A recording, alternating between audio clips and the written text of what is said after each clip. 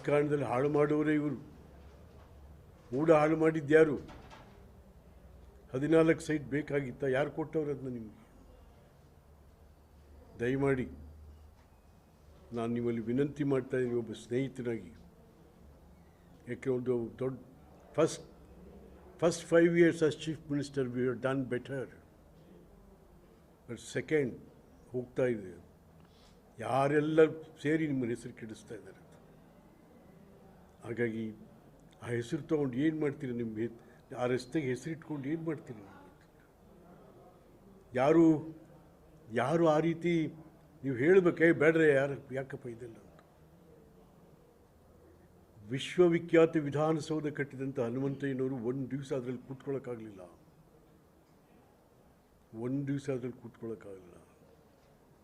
ಅವ್ರೇನು ಹತ್ತಿರ ಅಲ್ಲಿ ಕೂತ್ಕೊಂಡ್ರು ಅಥವಾ ಇನ್ನೇನಾದ್ರು ಗಲಾಟೆ ಮಾಡ್ರಿ ಅಂತ ಯಾರಿಗಾದ್ರು ಹೇಳಿದ್ರೆ ಇಲ್ಲ.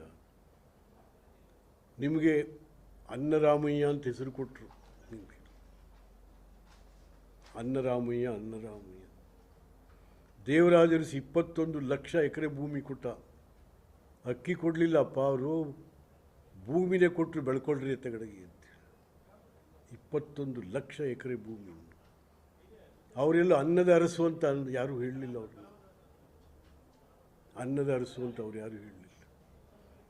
ಹಾಗೆ ನಮ್ಮಲ್ಲಿ ಭಾಳ ಜನ ಇದ್ದಾರೆ, ಯಾರ್ಯಾರು ಬೇಕು ಬಟ್ಟಂಗಿಗಳು ಹರಾಜು ಹಾಕ್ಬಿಟ್ಟು ಹೊಟ್ಟೋಯ್ತಾರೆ ಅವ್ರ ಪಾಡ್ಗಳು. ಅವ್ರ ಕೆಲಸ ತೀರಿಸ್ಕೊಂಡು ದಯಮಾಡಿ ಬೇಡಿ, ಸಾಕು. ನೀವು ರಾಜ್ಯದಲ್ಲಿ ಎಲ್ಲ ಜವಾಬ್ದಾರಿಗಳನ್ನು ನಿರ್ವಹಿಸಿದ್ದೀರಿ. ವಿರೋಧ ಪಕ್ಷದ ನಾಯಕನಾಗಿ, ಡೆಪ್ಯೂಟಿ ಚೀಫ್ ಮಿನಿಸ್ಟರ್ ಆಗಿ, ಮುಖ್ಯಮಂತ್ರಿಯಾಗಿ 2 ಬಾರಿ. ಸಾಕು.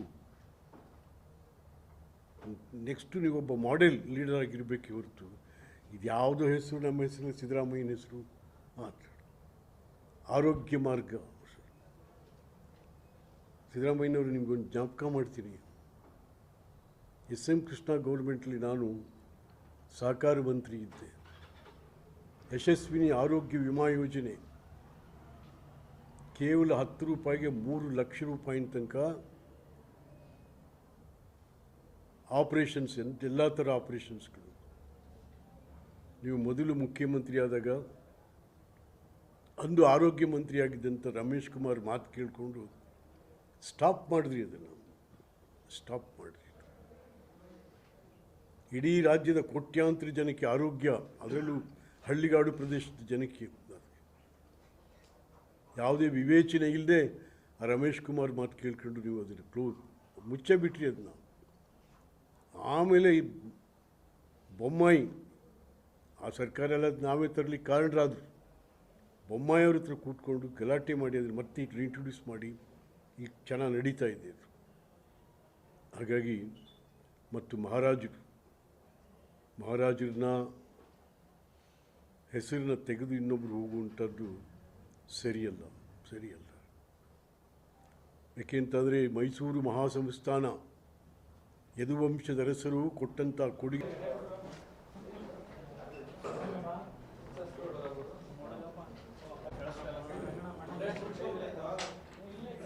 ಆಯ್ತಪ್ಪ, ಎಲ್ಲ ಸಿಗಿಸ್ಕೊಂಡ್ರ?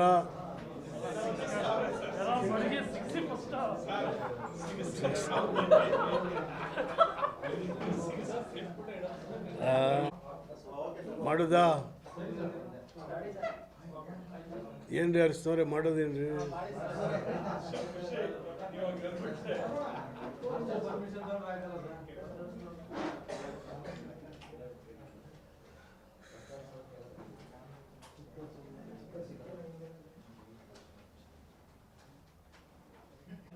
ಮಾಧ್ಯಮದ ಸ್ನೇಹಿತರಿಗೆಲ್ಲ ಸ್ವಾಗತ. ಮೊದಲನೇದಾಗಿ ಕನ್ನಡದ ವರನಟ ರಾಜ್ಕುಮಾರ್ ಅವರ ಮಗ ಶಿವರಾಜ್ ಕುಮಾರ್ ಅವರು ಕ್ಯಾನ್ಸರ್ ರೋಗದಿಂದ ಹೊರಬಂದಿದ್ದಾರೆ ಅಂತಂತೇಳಿ ಅಮೇರಿಕಾದ ಹಾಸ್ಪಿಟಲ್ ಬುಲೆಟಿನ್ಸ್ ಎಲ್ಲ ಹೇಳಿದವು. ಹಾಗಾಗಿ ತಾಯಿ ಭುವನೇಶ್ವರಿ ಅವರಿಗೆ ಆರೋಗ್ಯ ಕೊಡಲಿ, ಒಳ್ಳೆಯದು ಮಾಡಲಿ. ನಾಡಿನ ಹಿರಿಯ ಕಲಾವಿದ, ಅವರಿಂದ ಇನ್ನೂ ಹಲವಾರು ಕಲಾ ಉತ್ಸವಗಳು ಆಗಬೇಕಾಗಿದೆ ಅಂತಕ್ಕಂಥದ್ದನ್ನು ಹೇಳ್ತಾ ಇವತ್ತು ರಾಜ್ಯ ಅತ್ಯಂತ ಹಣಕಾಸಿನ ಮುಗ್ಗಟ್ಟದಲ್ಲಿ ಮುಗ್ಗರಿಸ್ತಾ ಇದೆ. BJP ವಿರೋಧ ಪಕ್ಷ ಆಗಿಯೂ ಕೂಡ ರಾಜ್ಯದ ಆರ್ಥಿಕ ಪರಿಸ್ಥಿತಿಯ ಬಗ್ಗೆ ತುಟಿ ಬೀಸ್ತಾ ಇಲ್ಲ.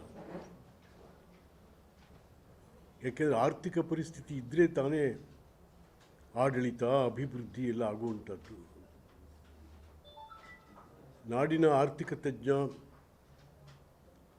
ಇನ್ಫೋಸಿಸ್ನ ಇವರು ಹೇಳಿದ್ದಾರೆ, ಮೋಹನ್ದಾಸ್ ಪೈ, ಸರ್ಕಾರ ಭಾಳ ಅಧೋಗತಿಗೆ ಹೋಗಿದೆ, ಆರ್ಥಿಕ ಬಿಕ್ಕಟ್ಟು ಸರ್ಕಾರವನ್ನು ಕುತ್ತಿಗೆ ಹಿಸುತ್ತಾ ಇದೆ ಅಂತಕ್ಕಂಥದ್ದು. ಅದಕ್ಕೆ ಈಗಾಗಲೇ ನೋಡಿ 2,000 ಕೋಟಿ ನೀವು ಸಾಲ ತಗೋಬೋದು ಅಂತಂಥೇಳಿ KSRTC ಅವರಿಗೆ ಪರ್ಮಿಷನ್ನು ಕೂಡ ಸರ್ಕಾರ ಕೊಟ್ಟಾಗಿದೆ. ಬಟ್ ಈ ಹಿಂದೆ ಭಾಳಷ್ಟು ಸಾಲ ತಗೊಂಡಿದ್ದಾವೆ ಕಾರ್ಪೊರೇಷನ್ಗಳು. ಬಟ್ ಅದು ತೀರಿಸದೆ ಇವ್ರು ಕೊಡ್ತಾರೋ ಇಲ್ವೋ ಗೊತ್ತಿಲ್ಲ. ಸುಮ್ಮನೆ ಕೊಡಲ್ಲ ಬ್ಯಾಂಕ್ಗಳಿಗೆ. ಎಷ್ಟು 18% ಬಡ್ಡಿ, 18% ಬಡ್ಡಿಯಲ್ಲಿ ಸಾಲ ತೊಗೋಬೇಕೀಗ. ಸಾಲ ತೊಗೊಂಡು ಎಲ್ಲರೂ ಫ್ರೀ ಮುಗಿಸ್ಕೊಂಡು ಓಡಾಡಬೇಕು. ನಿಮ್ಮ ಕೊಡುಗೆಗಳು, ಸಿದ್ದರಾಮಯ್ಯನವ್ರ ಕೊಡುಗೆಗಳು ಇವತ್ತು ರಾಜ್ಯದ ಆರ್ಥಿಕ ಸ್ಥಿತಿಯನ್ನು ಅಧೋಗತಿಗೆ ತಂದಿದ್ದಾವೆ. ಹಾಗಾಗಿ ಏಕೆಂದರೆ 3,70,000 ಕೋಟಿ ಬಡ್ಜೆಟ್, ಅದರಲ್ಲಿ ಸ್ಟೇಟ್ ಫಂಡ್ಸ್ 1,69,000 ಕೋಟಿ ಕಲೆಕ್ಷನ್. ಅದ್ರ ಮೇಲೂ ಹೋಗಿ ನೀವು ನಾವಲ್ಲೇನೋ ಮಾಡ್ತೀವಿ, ಇಲ್ಲೇನೋ ಮಾಡ್ತೀವಿ ಅಂತಂಥೇಳಿ. ಏಕೆಂತಂದರೆ ಶಾಸಕಾಂಗಕ್ಕೆ ಒಂದು ಗೌರವ, ಘನತೆ, ಅದರದೇ ಆದಂಥ ಕಟ್ಟುಪಾಡುಗಳಿದ್ದಾವೆ. ಅದೆಲ್ಲ ಮುರಿದು ಬಿಟ್ರು ಈ ಸರ್ತಿ. ಅದೆಲ್ಲ ಮುರಿದು ಬಿಟ್ಟು CT ರವಿನ ಅರೆಸ್ಟ್ ಮಾಡಿದ್ದು ಕೂಡ ಸರಿಯಾಗಲಿಲ್ಲ. ಬಿಕಾಸ್ ಹೌಸ್ ಒಳಗೆ ಮತ್ತು ಹೌಸ್ ಕಾರಿಡಾರಲ್ಲಿ ಕೂಡ you can't touch a legislature. The police ಹೋಗಲೂಬಾರದು ಅಲ್ಲಿಗೆ. ಅದಕ್ಕೆ ತಾನೇ ಮಾರ್ಷಲ್ಗಳನ್ನ ಇಟ್ಕೊಂಡ್ರು ಅಂತ. ವೈಟ್ ಬಟ್ಟೆ ಮಾರ್ಷಲ್ಗಳನ್ನ ಯಾಕೆ ಇಟ್ಕೊಂಡಿದ್ದಾರೆ ಅಲ್ಲಿ? ಕಾಕಿ ಪ್ರವೇಶ ಇಲ್ಲಿ ಅಂತಕ್ಕಂಥದ್ದು. ಹಾಗಾಗಿ ಇವತ್ತು ಬೆಳಗಾವಿ ಅಧಿವೇಶನ ಭಾಳ ಕೆಟ್ಟದಾಗಿ ಕೊನೆಯಾಯಿತು. ನಮ್ಮ ಯುವಜನಾಂಗಕ್ಕೆ ನಾವು ಹೇಳ್ಕೊಟ್ಟು ಪಾಠ ಅಲ್ಲ ಇದು. ನಾವು ಬೆಳಗಾವಿ ಅಧಿವೇಶನ ಎಲ್ಲಿ ಮಹಾತ್ಮ ಗಾಂಧಿಯವರು ಬಂದು ಹೋದರು ಅಂತಕ್ಕಂಥದ್ದಕ್ಕೂ ಕಾರ್ಯಕ್ರಮ ಆಯಿತು ಅಲ್ಲಿ. ಆದರೆ ನಾವು ನಡೆಕೊಂಡಂಥ ರೀತಿ, ನೀತಿ, ರಿವಾಜುಗಳು ಭಾಳ ತಲೆ ತೆಗೆಸುವಂಥದ್ದಾಗ್ಬಿಟ್ಟು. ತಲೆ ತೆಗೆಸುವಂಥದ್ದು. ರಾಜ್ಯದಲ್ಲಿ ಏನು ನಡೀತಾ ಇದೆ ಇವತ್ತೇನೂ ಇಲ್ಲ. ಸುಮ್ಮನೆ ಅಲ್ಲಿ ಕಳ್ಳ, ಇವನು ಕಳ್ಳ, ಅವ್ರ ಅಪ್ಪ ಕಳ್ಳ, ಇಷ್ಟೇ ನಡೀತಾ ಇದೆ. ರಾಜ್ಯದ ಆಡಳಿತ, ಅಭಿವೃದ್ಧಿ ಬಗ್ಗೆ ಯಾರೂ ಮಾತಾಡ್ತಾ ಇಲ್ಲ, ಯಾರೂ ತಲೆ ಕೆಡಿಸ್ಕೊತಾ ಇಲ್ಲ. ಮೇಲಾಗಿ ನಮ್ಮ ಮಾಧ್ಯಮದವರು ಕೂಡ ತಲೆ ಕೆಡಿಸ್ಕೊತಾ ಇಲ್ಲ. ಆಡಳಿತ ಮತ್ತು ಅಭಿವೃದ್ಧಿ ಏನಾಗ್ತಾ ಇದೆ. ಕರ್ನಾಟಕ ಇಡೀ ದೇಶಕ್ಕೆ ಮಾದರಿಯಾದಂಥ ಕರ್ನಾಟಕ ಆಡಳಿತದಲ್ಲಿ, ಅಭಿವೃದ್ಧಿಯಲ್ಲಿ ಇವತ್ತು ಅಧೋಗತಿ ಹೋಗ್ತಾಯಿತ್ತು, ಅಧೋಗತಿ ಹೋಗ್ತಾಯಿತ್ತು. ಹಾಗಾಗಿ ಮುಖ್ಯಮಂತ್ರಿಗಳು ಇದ್ರ ಬಗ್ಗೆ ಭಾಳ ತೀವ್ರವಾದ ಗಮನ ತಗೋಬೇಕಿತ್ತು. ತೀವ್ರವಾದ ಗಮನ ತೆಗೆದುಕೊಂಡು the chief minister must restore the respect of Karnataka. Thank you, thank you.